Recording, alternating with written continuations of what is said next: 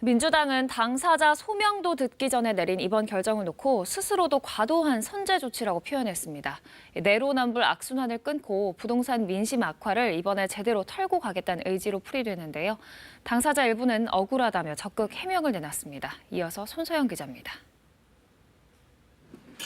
당의 발표 뒤 국회 기자회견 장소에는 해명을 자청하는 민주당 의원들이 줄을 이었습니다. 김한정 의원은 농지법 위반은 무혐의 처분을 받았고 지난해 산 지역구안의 땅에 대해 권익위가 업무상 비밀 이용 의혹이 있다고 했는데 그 업무상 비밀이 뭔지 답을 못하고 있다고 반박했습니다. 절차적으로 정당하지 않습니다. 졸속입니다. 저 개인적으로 부당한 인권 침해를 당했다고 생각합니다.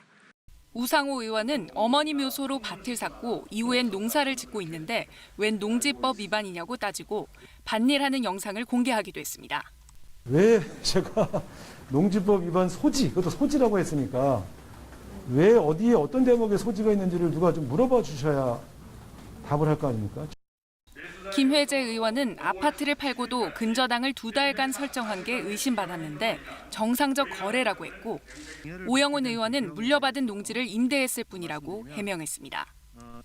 이들 4명은 탈당을 거부하고 조치를 철회하라고 당에 따졌고 다른 6명은 일단 탈당하고 소명하겠다고 밝혔습니다.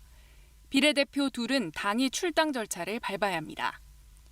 민주당은 어제 당사자들에게 소명 기회를 주지 않고 언론 발표 직전 통보했습니다. 스스로 과도한 선제 조치라고 표현했는데 내로남불 악순환을 이번에 끊고 가겠다는 의지로 해석됩니다.